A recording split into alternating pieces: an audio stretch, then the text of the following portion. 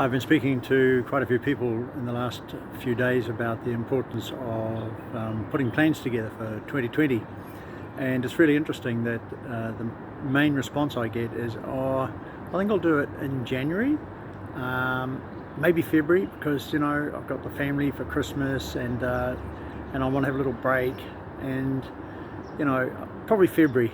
And I think to myself, well, by February that's month and a bit gone of the year. So how are you actually going to pick up that month and a half that you've kind of just bumbled around rather than having a coherent plan? So we've got quite a lot of stuff around business planning, and it can actually be quite simple even for small businesses. In fact, it should be simple for small businesses. And we work on the basis that there really should be just mainly four elements, four, if you like, big headings. The first is strategy, the second is tactics, the third is schedule, which is what you're going to do and when, and the fourth is your revenue model, where you look at all your numbers, how much you're intending to earn in the year, how much your costs are, and so on and so forth.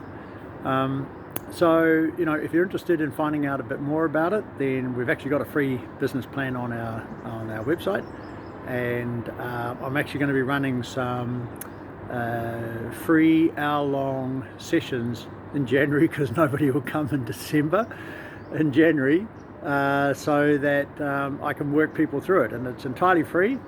And let me know if you're interested, and I'll make sure that you find out what the dates are of these 1 hour sessions. So it's just going to be like Facebook Live or something like that, and you can download a copy of the business plan, and I'm just going to witter on for an hour and help you work your way through it so that you get a good start to 2020, because I think 2020 is going to be a magic year.